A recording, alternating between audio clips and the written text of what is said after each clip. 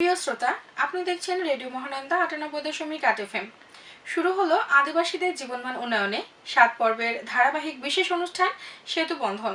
আজকে দেখবেন এই অনুষ্ঠানটির চতুর্থ পর্ব, promoting the voice of plain land ethnic minorities in civic space through community media শীর্ষক প্রকল্পের আওতায় সমতল ক্ষুদ্র নৃগোষ্ঠীকে ক্ষমতায়ন, তাদের জীবন জীবিকা বৃদ্ধি, সংস্কৃতি সংরক্ষণ ও কমিউনিটি মিডিয়ার সাথে আদিবাসীদের অন্তর্ভুক্তির বিষয়টিকে নিশ্চিতকরণের উদ্দেশ্যেই এই সেতুবন্ধন অনুষ্ঠানটি।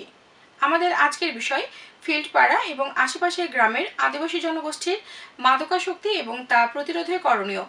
অনুষ্ঠানটি ইউরোপীয় ইউনিয়ন, ফ্রি প্রেস আনলিমিটেড ও আর্টিকেল 19 এর আর্থিক সহায়তায় এবং গণমাধ্যম বিষয়ক উন্নয়ন সংগঠন সমষ্টি ফাউন্ডেশনের কারিগরি সহায়তায় আয়োজন করেছে কমিউনিটি রেডিও মহানন্দা ৯৮.৮ FM।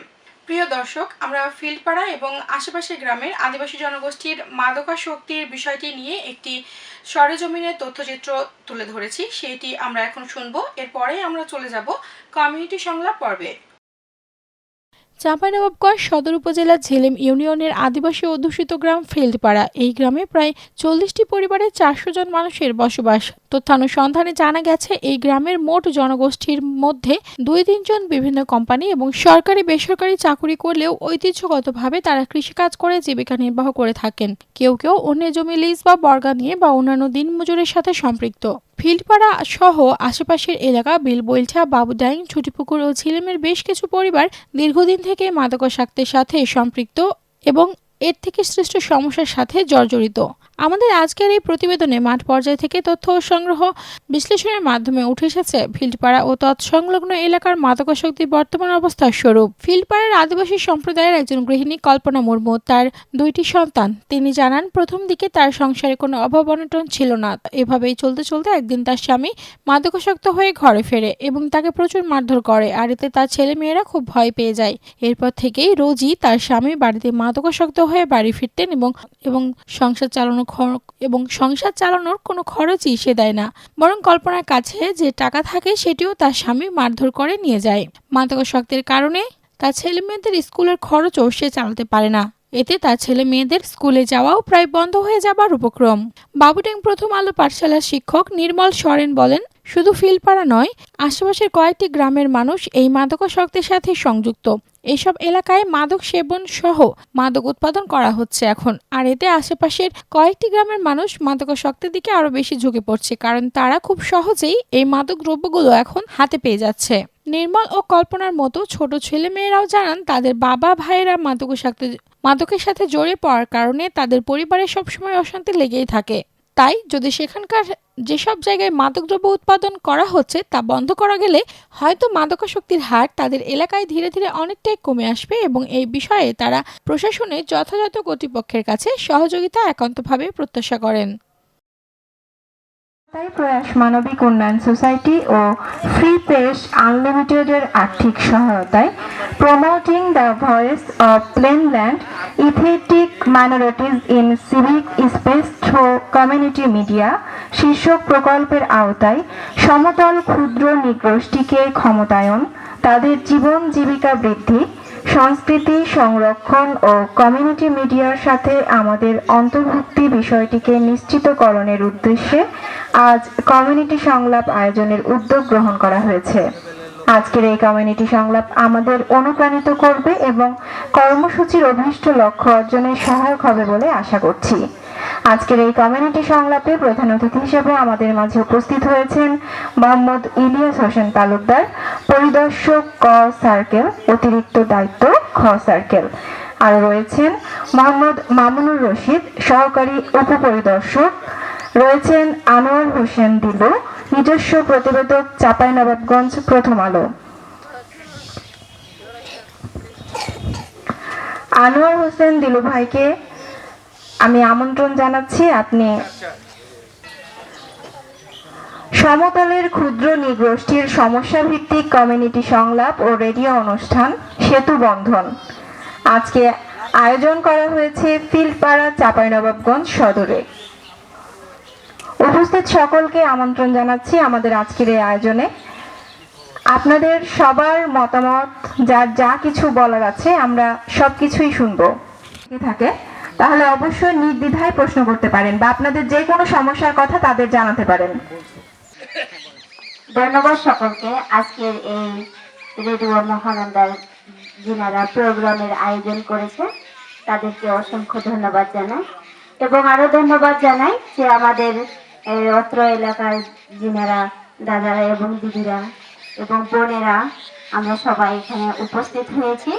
আর এই উপস্থিত হওয়ার কারণটা হচ্ছে আমাদের যে আপু আমাদেরকে বললেন যে মাদকাসক্তি, এই আসলে মাদকাসক্তির জন্য কিন্তু আমাদের এই ক্ষুদ্র নিগোষ্ঠীর জীবনটা বিলুপ্ত হয়ে যাচ্ছে। কারণ যে যে মাদকাসক্তির কারণেই দেখেন যে আমাদের ছেলে মেয়েরা ঠিক মতন লেখাপড়াও করতে পারছে না। কারো কারো পরিবারে এমন অভাব যে শুধু এই মাদকের জন্যই। কিন্তু আমাদের যারা বড়রা যারা আছেন তারা বলে যে মাদক আমাদের না খেলেই হবে না, কিন্তু এখন তো খাওয়া তো দূরে থাক, এখন তো তারা ব্যবসার সাথেও কিন্তু জড়িত হচ্ছে। আর এই জড়িত কারণেই কিন্তু আমাদের জীবনটা নষ্ট হয়ে যাচ্ছে। এখন যারা ব্যবসার সাথে জড়িত, যারা ব্যবসা করছে, তাদের জীবনটা এভাবেই নষ্ট হচ্ছে যে আমি তো বিক্রি করছি আমার পরিবারের উন্নতির জন্য, কিন্তু আমার পরিবারে কোনো উন্নতি আসে না। কারণ আসে না যে একজন অন্য সম্প্রদায়ের লোক এসে আমার বাড়িতে মাদকদ্রব্য সেবন করবে, আর আমার পরিবারে ছেলে আছে, মেয়ে আছে, আমার স্ত্রী আছে, কিন্তু এদিকে যে খারাপ নজর তাদের উপরে পড়ে যাচ্ছে, এরা কিন্তু আমাদের স্বামীরা ভাইরা কিন্তু এটা লক্ষ্য করছে না।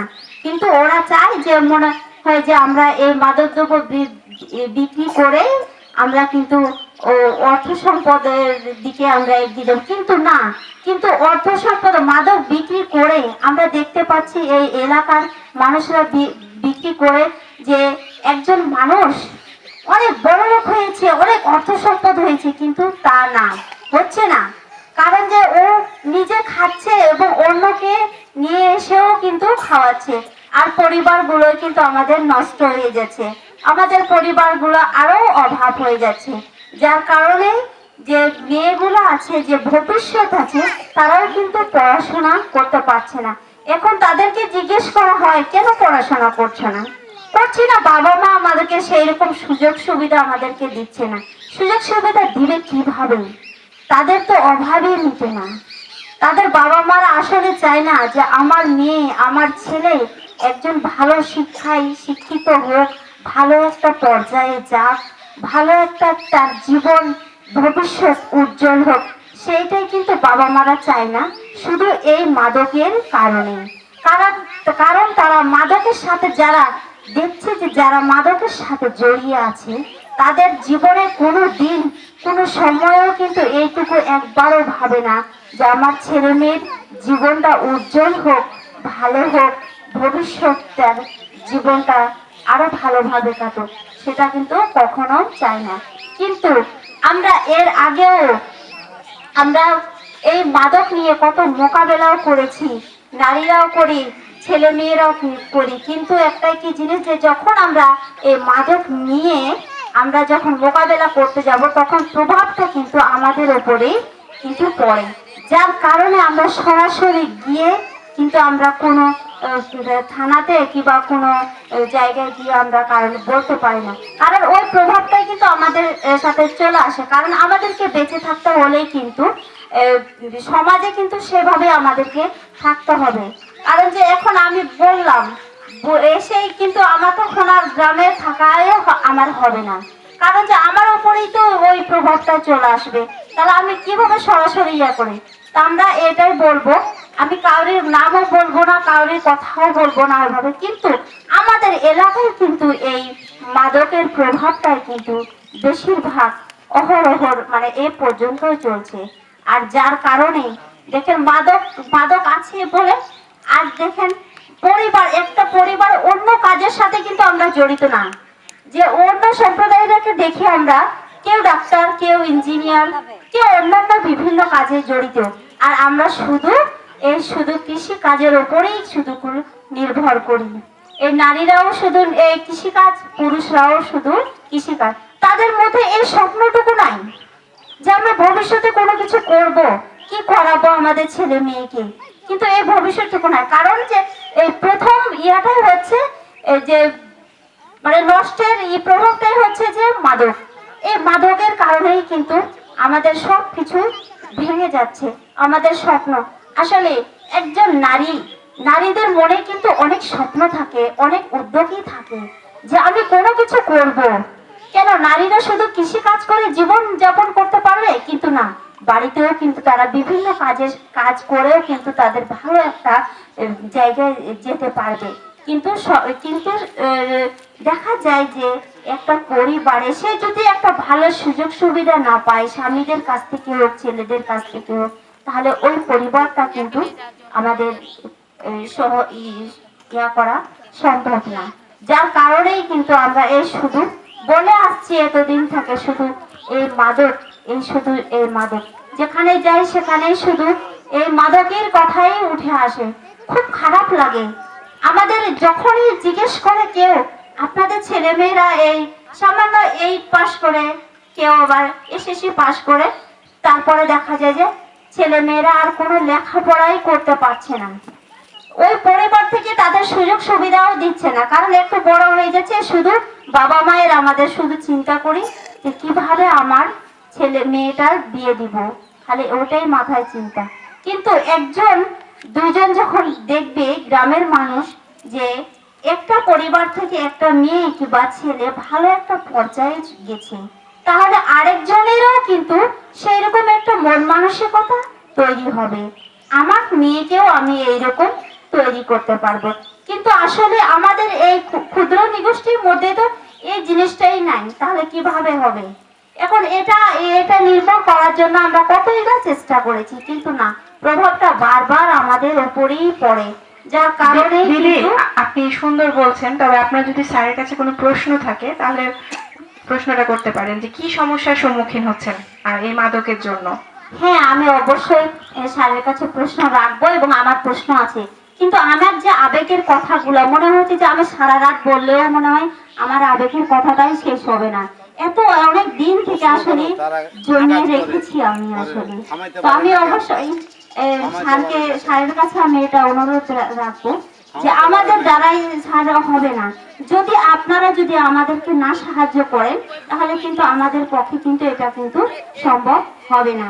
কারণ যে দেখছি যে যেখানে মাদক তৈরি হচ্ছে সেখানে প্রশাসনের লোক অবশ্যই আসছে 3 দিন 4 দিন 5 দিন পর পর আসছে। প্রশাসন কি করছে? টাকা দিয়ে ভুলিয়ে দিচ্ছে। কেন? আমাদের কি বিচার নাই, সালিশ নাই? টাকা দিয়ে কেন ইয়া করবে? টাকা দিয়ে নিচ্ছে 20,000 30,000 টাকা করে নিয়ে চলে যাচ্ছে, বাস আবার 1 মাস পরে আসে। তাহলে তো ওরা তো আবার টাকা তৈরি করছে, আবার তো ওই টাকাগুলো দিবে। তাহলে কি, তাহলে এটাই কি হয়ে গেল? তাহলে দেশের জন্য তারা কি করে, কি করছে আমাদের জন্য?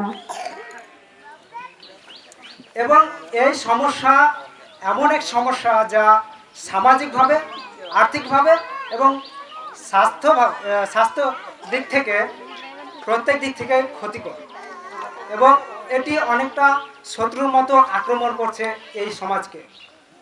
যেখানে অন্যান্য সমাজ এর লোকেরা উন্নতির দিকে ধাবিত হচ্ছে, সেখানে এই আদিবাসী সম্প্রদায়টি, সাঁওতাল এবং কোল, এর সাথে আরো যে আদিবাসীগুলো আছে এরা মাদক নিয়ে পড়ে আছে।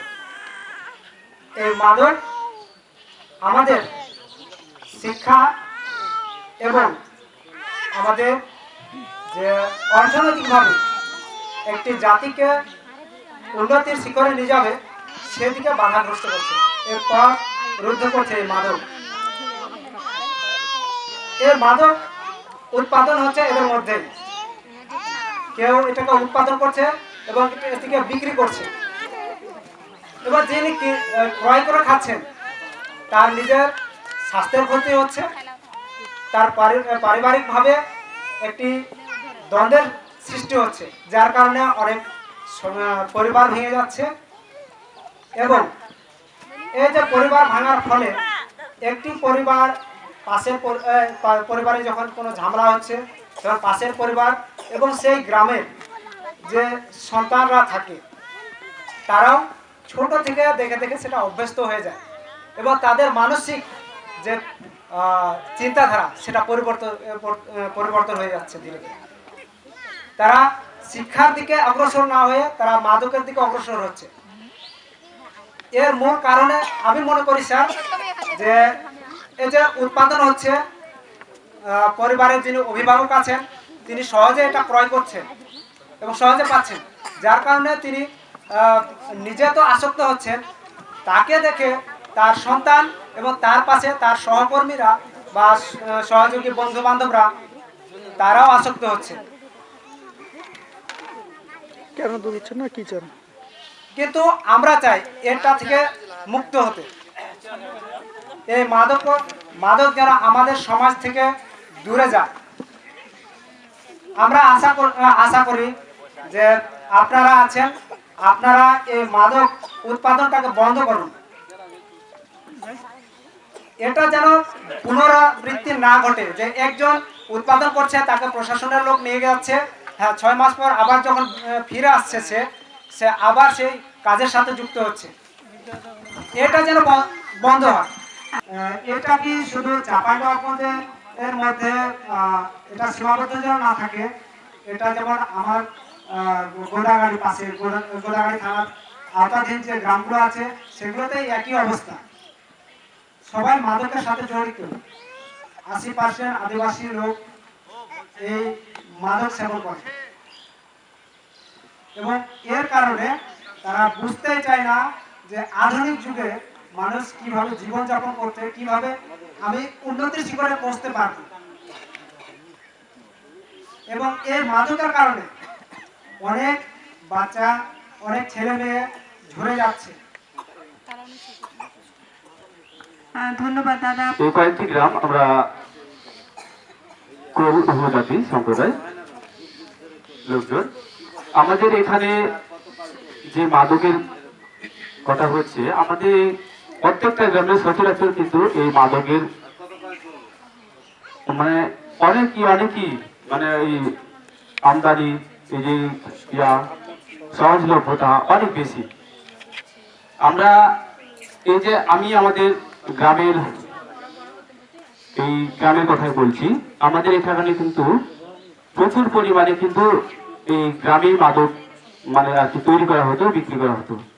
আমি এর আগেও অনেক চেষ্টা করে এই পর্যন্ত আসতে পেরেছি, কিন্তু আমরা এর মধ্যেই আমি আমাদের প্রধান অতিথিদের এসে বলবো, আমরা তো এগিয়ে যাচ্ছি, আপনারা যদি আমাদের পাশে থাকেন, যদি আমাদের সাথে কিছু যোগাযোগ বা রিলেশন থাকে, তবে আমরা আরো বেশি করে এটা কিন্তু নির্মূল করতে পারবো।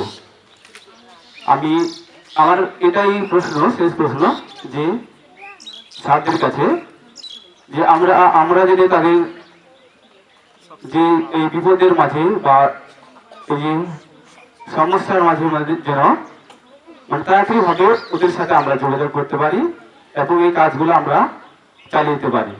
আমরা কিন্তু এই গ্রামে আমাদের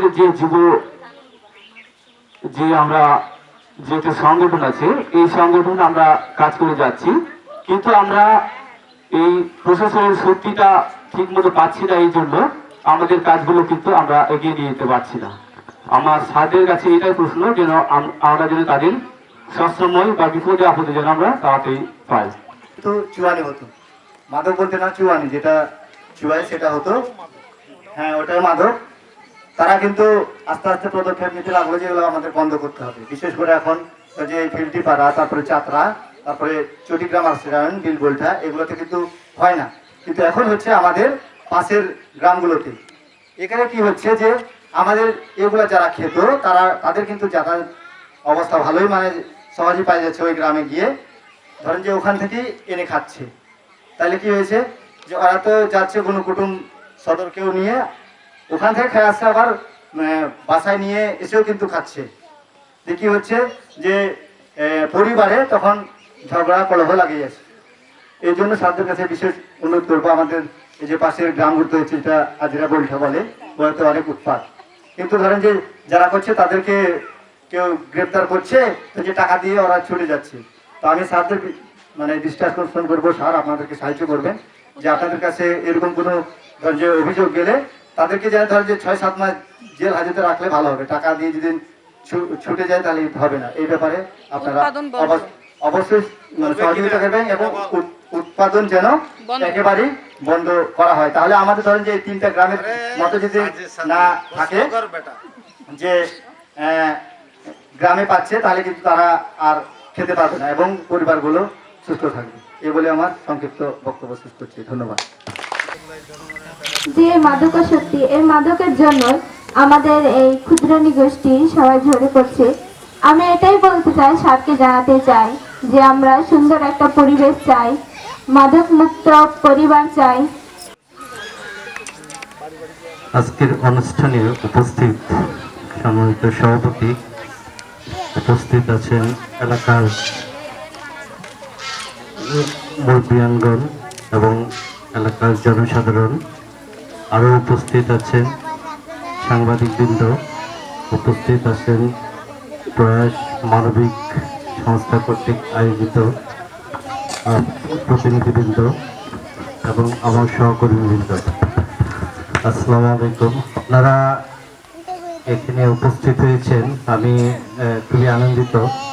বিশেষ করে এই জন্য আমি রেডিও মহানন্দাকে বিশেষভাবে ধন্যবাদ জানাচ্ছি। তারা এরকম একটি সুন্দর একটি প্রোগ্রামের আয়োজন করেছেন।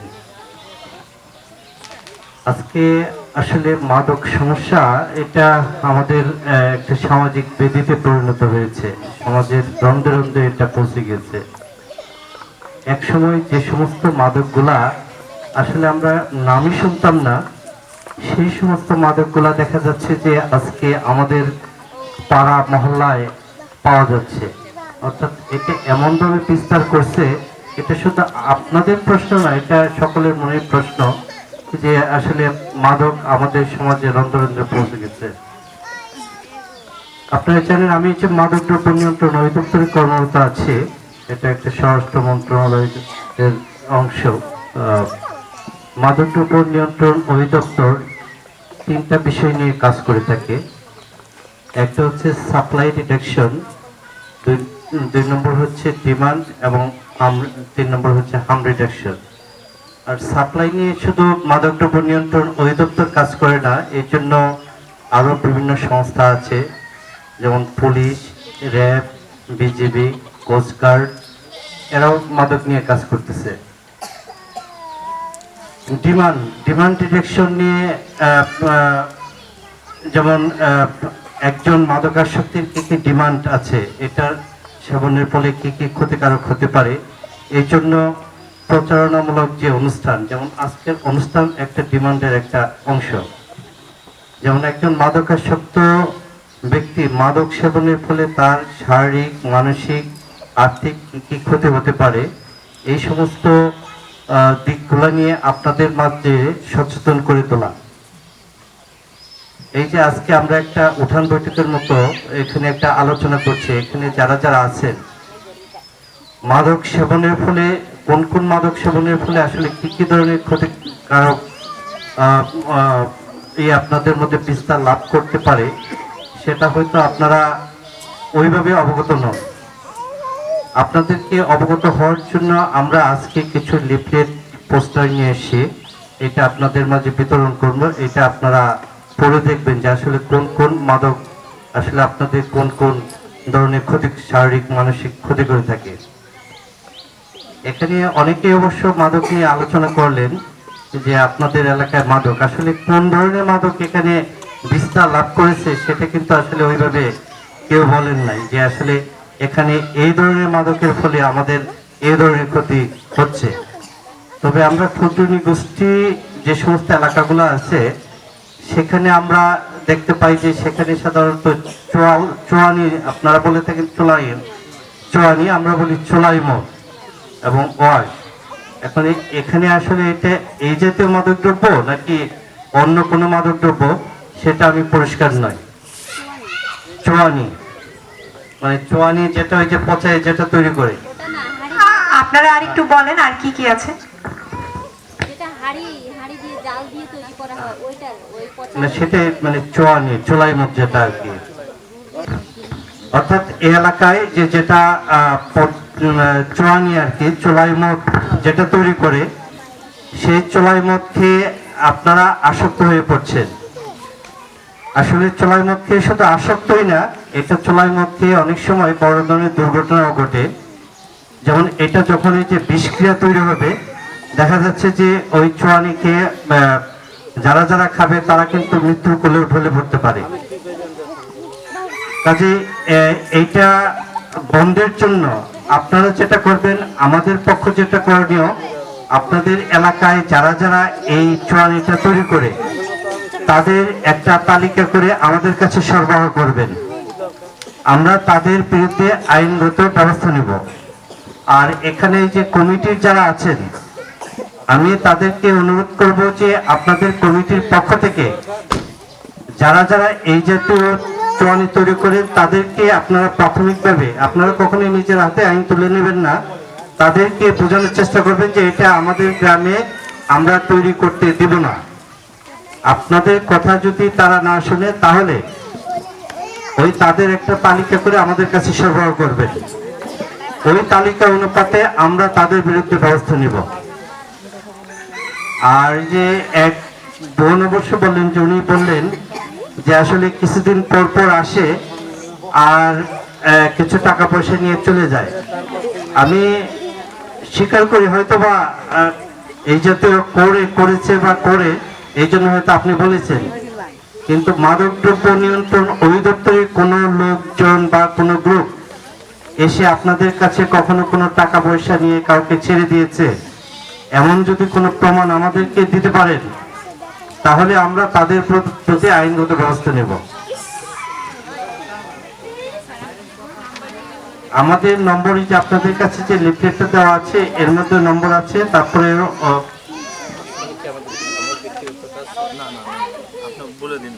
তারপরে আমি সর্বশেষে আমার ব্যক্তিগত নম্বরটা আপনাদেরকে দিয়ে যাব।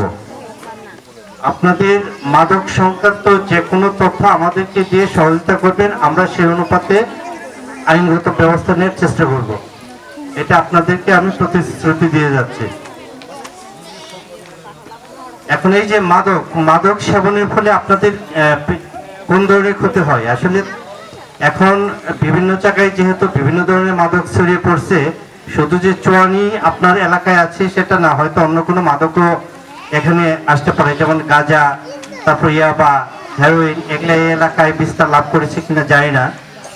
তো যদি করে থাকে তাহলে এগুলা থেকে অবশ্যই পরিত্রাণ পেতে হবে।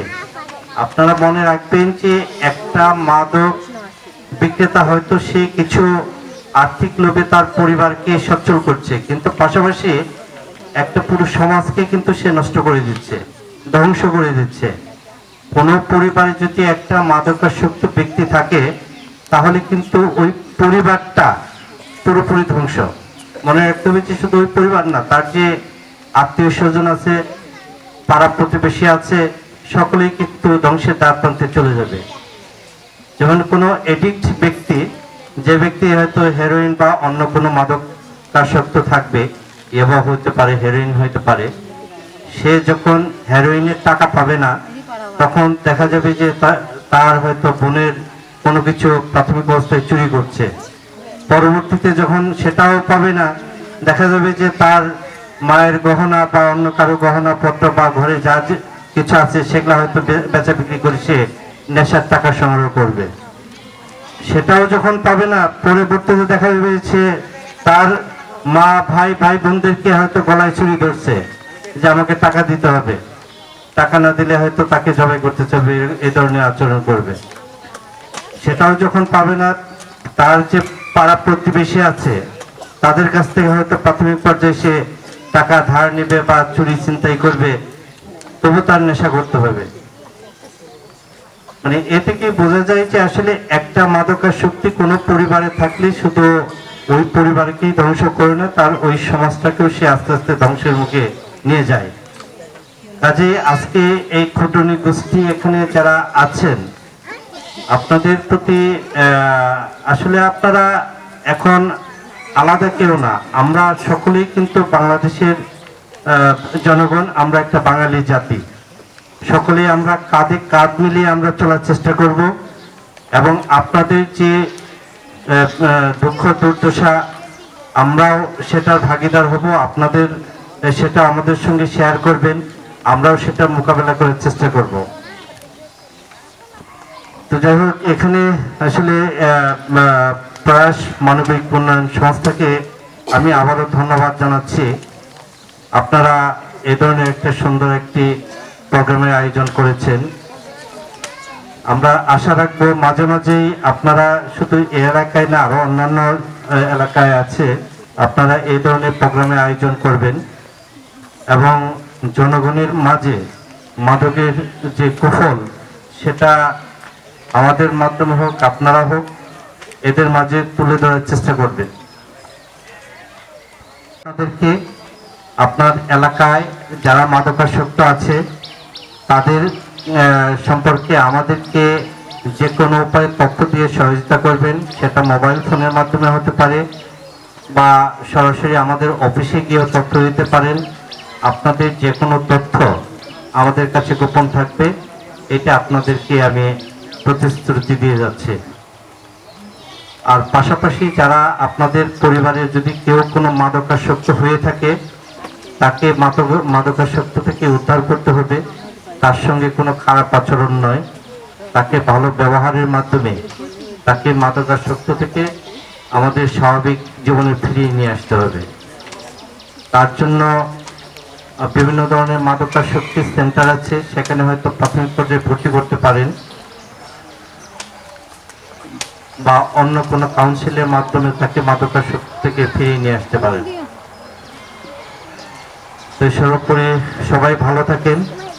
আপনাদের এলাকার সমস্যা আমাদের মাঝে তুলে ধরে এই সমাজকে আমরা সকলে মিলে রক্ষা করব, এই প্রতিশ্রুতি আমরা ব্যক্ত করছি। সবাইকে ধন্যবাদ জানিয়ে আমি আমার সংক্ষিপ্ত বক্তব্য শেষ করছি। আসসালামু আলাইকুম। ধন্যবাদ আমাদের সম্মানিত। কোথাও যদি এরকম অপ্রীতিকর ঘটনা আপনাদের চোখে পড়ে তবে অবশ্যই স্যারকে জানাবেন, আর অবশ্যই সেটা মাদক সম্পৃক্ত। তো সবাই ভালো থাকুন, সুস্থ থাকুন, নিরাপদে থাকুন। শুভ বিকেল। প্রিয় শ্রোতা, আদিবাসীদের জীবনমান উন্নয়নে 7 পর্বের ধারাবাহিক বিশেষ অনুষ্ঠান সেতু বন্ধনের আজকে সম্প্রচারিত হলো 4র্থ পর্ব। Promoting the voice of Plainland ethnic minorities in civic space through community media শীর্ষক প্রকল্পের আওতায় সমতল ক্ষুদ্র নৃগোষ্ঠীকে ক্ষমতায়ন, তাদের জীবন জীবিকা বৃদ্ধি, সংস্কৃতি সংরক্ষণ ও কমিউনিটি মিডিয়ার সাথে আদিবাসীদের অন্তর্ভুক্তির বিষয়টিকে নিশ্চিতকরণের উদ্দেশ্যেই এই সেতুবন্ধন অনুষ্ঠানটি ইউরোপীয় ইউনিয়ন, ফ্রি প্রেস আনলিমিটেড ও আর্টিকেল 19 এর আর্থিক সহায়তায় এবং গণমাধ্যম বিষয়ক উন্নয়ন সংগঠন সমষ্টি ফাউন্ডেশনের কারিগরি সহায়তায় আয়োজন করেছে রেডিও মহানন্দা 98.8 FM। আপনাদেরকে অনেক ধন্যবাদ আমাদের আজকের পর্বটি দেখার জন্য। পরবর্তী পর্ব দেখার আমন্ত্রণ জানিয়ে এখানেই শেষ করছি। এতক্ষণ আমাদের সঙ্গে থাকার জন্য ধন্যবাদ।